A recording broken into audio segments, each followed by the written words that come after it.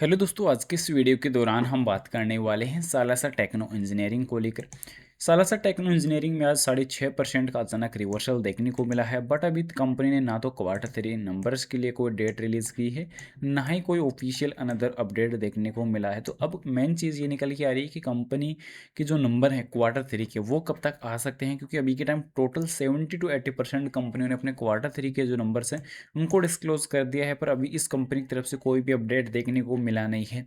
साथ ही दोस्तों, अभी 1 और 2 फरवरी को बजट भी आने वाला है, जिससे ये अपडेट रह सकता है कि अभी जो मेन चीज़ निकल के आती है कि इस सेक्टर में क्योंकि कंपनी जो है मल्टीपल सेक्टर में काम करती है, तो किसी भी सेक्टर में अगर कुछ बड़ा अनाउंसमेंट अगर होता है तो इस प्रकार कंपनियों में कुछ अच्छा रिवर्स होने की जो चांसेज हैं वो भी नज़र आ सकते हैं। पर मेन चीज़ ये निकल के आ रही है कि कंपनी अभी के टाइम 52 लो वीक के आसपास कारोबार कर रही है। तो 52 लो वीक से कितनी रिकवरी आगे देखने को मिल सकती है और आगे के लिए क्या अपडेट रह सकते हैं, इन सब चीज़ों को डिस्कस करने वाले हैं। पर बता दूं, बाय सेल के लिए कोई भी रिकमेंडेशन सजेशन नहीं रहने वाली, जानकारी ओनली एजुकेशनल पर्पज़ के लिए रहेगी।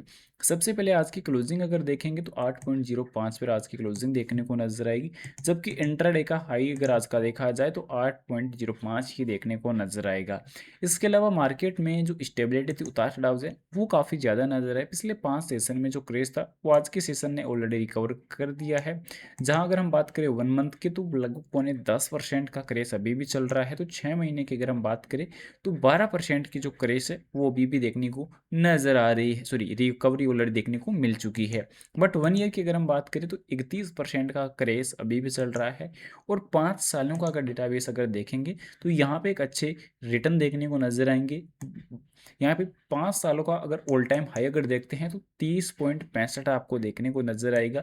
अगर 9 फरवरी 2024 से अब तक की अगर क्रेज को अगर काउंट अगर करेंगे तो यहाँ पे आपको देखने को मिलेगा लगभग 76% का जो क्रेज है वो आपको ऑलरेडी देखने को मिलने वाला है 9 फरवरी 2024 से 28 जनवरी 2026 तक। मैक्सिमम टाइम में अगर देखेंगे तो यहाँ पे एक अच्छा रिटर्न देखने को नजर आएगा। बट यहाँ पे उतार चढ़ाव काफ़ी चीज़ों में ज़्यादा देखने को अब करंट ईयर में करंट टाइम में देखने को नजर आए हैं। आज के सेशन की वॉल्यूम से रिलेटेड अगर हम बात करें तो वॉल्यूम आज के सेशन में भी काफ़ी महत्वपूर्ण देखने को मिली है। 34 लाख की वॉल्यूम आज रही है। डिलीवरी काफ़ी बेहतरीन देखने को मिलेगी। पर टेक्निकली डेटा में अगर हम बात करें तो अभी के टाइम फिर से कहीं ना कहीं बड़े उतार चढ़ाव की तरफ संकेत नज़र आ रहे हैं, क्योंकि यहाँ पे फिर से आगे चलकर डेथ क्रॉस बनने के जो आसार है वो देखने को मिल रहे हैं। बट यहाँ पे ओवरसोल्ड जोन से रिकवरी भी अच्छी खासी हो चुकी है, तो ये एक पॉजिटिव पॉइंट है। तो एक नेगेटिव आपको नजर आएगा। अब यहाँ पे एसएम इंडिकेटर्स को लेकर अगर हम बात करें तो एसएम इंडिकेटर्स में आपको जो चीज़ें देखने को नजर आएगी उसमें खासकर चीज़ें ये देखने को मिल रही कि 5 दिन का मूविंग एवरेज से अभी के टाइम ऊपर कारोबार कर रहा है। बाकी 10 दिन, 20 दिन, 50 और 100 और 200 दिन के मूविंग एवरेज से नीचे कारोबार कर रहा है। यानी अभी जो वॉल्यूम है उसमें और सुधार होने की आवश्यकता है, एक रिटर्न में एक अच्छे सुधार होने की आवश्यकता है। रही बात दोस्तों डिविडेंड बोनस के लिए, तो कंपनी का लास्ट टाइम जो बोनस निकल के आया था 4:1 के हिसाब से, यानी कि 1 शेयर के बदले 4 शेयर का, तो उसमें मेन चीज़ ये निकल के आई थी कि 1 फरवरी 2024 को कंपनी ने प्रोवाइड किया था। यानी कि लास्ट टाइम भी अगर हम देखेंगे तो 2 साल पहले कंपनी ने जो है ये ऐलान किया था। यानी कि क्वार्टर 3 में ही ऐलान हुआ था, पर 2024 के हमें देखने को मिला था। उसके अलावा यहाँ पे कंपनी का बाकी चीज़ों में उतार चढ़ाव जो है वो यहाँ पे देखने को नज़र आ जाएगा। पर कंपनी की तरफ से भी कोई अनाउंसमेंट जो है वो आपको देखने को नज़र नहीं आने वाली। लास्ट टाइम जो अनाउंसमेंट हमें देखने को नज़र आई थी वो ये देखने को मिले थे कि कंपनी ने अपने शेयर ट्रांसफर एजेंट को अपना जो रिजल्ट कैलकुलेट करने के लिए जो डेटा है वो शेयर कर दिया है। जल्दी जैसे कैलकुलेट होके आएगा तो उसके बाद कंपनी के नंबर्स की डेट रिलीज़ की जाएगी। पर अभी तक कोई भी डेट वगैरह रिलीज नहीं हुई है। एसएसपी ऑलरेडी आउट हो चुकी है, एसएसपी में बड़ा खेल हो चुका है, जो आप यहाँ पे देख सकते हैं कि बिल्कुल प्रमोटर भागते हुए फिर नजर आए हैं। पर एफआई वालों ने काफ़ी ज़्यादा दिलचस्पी दिखाने का काम किया है। यहाँ पे पब्लिक यहाँ पे बढ़ती हुई नज़र आ रही है। यहाँ पे मेन चीज़ ये निकल के आ रही है कि अभी के टाइम खासकर जो पब्लिक बढ़ रही है तो वो एक नेगेटिव थिंग भी रहने वाली है, नेगेटिव पॉइंट भी यहाँ पे रहने वाली है कि पब्लिक बढ़ रही है और बाकी जो प्रमोटर्स हैं वो भागते हुए नजर आए हैं। तो अभी के टाइम सबसे महत्वपूर्ण चीज़ अगर निकल के आ रही है तो वो है प्रमोटर्स में गिरावट का रुकना, क्योंकि अगर जब तक प्रमोटर नहीं रुकेंगे तो कहीं ना कहीं स्टेबिलिटी में भी काफ़ी बड़े चेंज नज़र आ सकते हैं।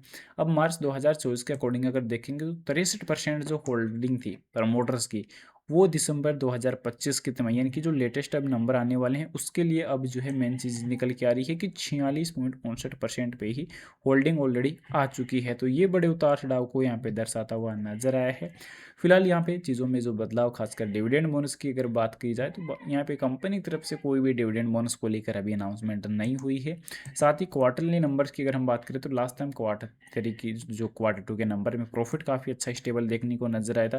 क्वार्टर वन में 9 करोड़, तो फिर क्वार्टर टू में 16 करोड़। तो यानी कि धीरे धीरे रिकवरी जरूर नजर आ रही है। अब मेन बात निकल के आ रही है कि बजट से क्या एक्सपेक्टेशन हो सकती है। तो बजट की एक्सपेक्टेशन भी काफ़ी ज़रूरी है, क्योंकि अभी के टाइम कंपनी का जो कार्य है वो यहाँ पे सबसे इंपॉर्टेंट है कि स्टील स्ट्रक्चर में और ईपीसी प्रोजेक्ट, जिसमें यहाँ पे टेलीकॉम सेक्टर में भी कंपनी का जो कार्य है वो यहाँ पे देखने को मिलता है।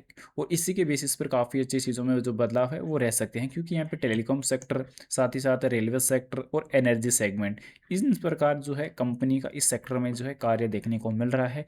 और अगर इस सेक्टर में अगर कंपनी का कुछ भी प्रोजेक्ट अगर मिलता है, लास्ट टाइम जैसा कि आरवीएनएल से भी ऑर्डर मिला था, उसके बाद एक अच्छी स्टेबिलिटी भी देखने को मिली थी।